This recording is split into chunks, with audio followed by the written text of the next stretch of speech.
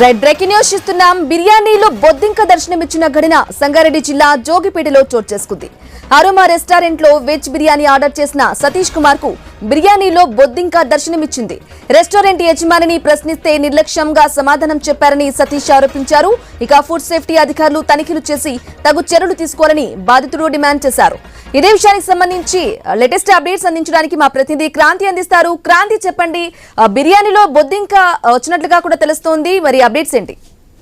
బ్రాహ్మణి మారిన life style తోటి ప్రతి ఒక్కరు కూడా బయట భోజనం చేయడం అనేది, బయట ఆహారం చేయడం అనేది సాధారణం అయిపోయింది.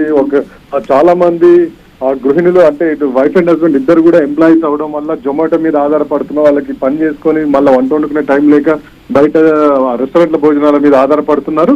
మనం పని మీద ఎవరైనా బయటకు వెళ్ళినప్పుడు కూడా తప్పక తింటారు, కానీ అవి ఎట్లాంటి పరిస్థితుల్లో ఎంత ఇన్హైజెనిక్ గా ఉంటుంది అనేది చాలా మనం చూస్తూనే ఉన్నాం. తరచూ ఏదో ఒక రెస్టారెంట్ లో అధికారులు దాడి చేసినప్పుడు అవి కనిపిస్తూనే ఉన్నాయి.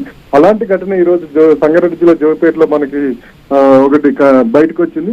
మెదక్ జిల్లా కౌడిపల్లికి చెందిన అనిల్ అనే వ్యక్తి పని కోసం జోగిపేటకు వచ్చాడు. అక్కడ అరోమా రెస్టారెంట్ కి వెళ్ళి బిర్యానీ ఆర్డర్ చేయగా, వెజ్ బిర్యానీ ఆర్డర్ చేయగా అందులో బొద్దింక దర్శనం ఇచ్చింది. బొద్దింకని చూసి ఆయన పోయి అడిగాడు, ఏంటంటే ఇట్లా బొద్దింక ఉండడం ఏంటంటే రెస్టారెంట్ యజమాని కూడా కాస్త నిర్లక్ష్యంగా సమాధానం ఇచ్చాడు. అప్పుడప్పుడు ఇట్లా జరుగుతుండేది, దీనికి ఏముందని చెప్పి కాస్త నిర్లక్ష్యంగా సమాధానం ఇచ్చాడు. దాంతో ఇద్దరి మధ్యన కాస్త వాగ్వాదం కూడా జరిగింది. తదనంతరం అతను ఫుడ్ సేఫ్టీ అధికారులకు ఫిర్యాదు చేశాడు. Right Kranti, thank you for the updates.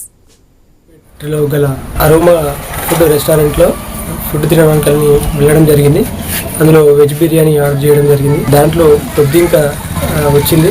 దాన్ని యజమాని దగ్గర తీసుకెళ్తే యజమాని నిర్లక్ష్యంగా మీడియాకి పంపిస్తామని చెప్తే, పంపించండి మేము మాట్లాడుకుంటామని చెప్పేసి మాట్లాడారు.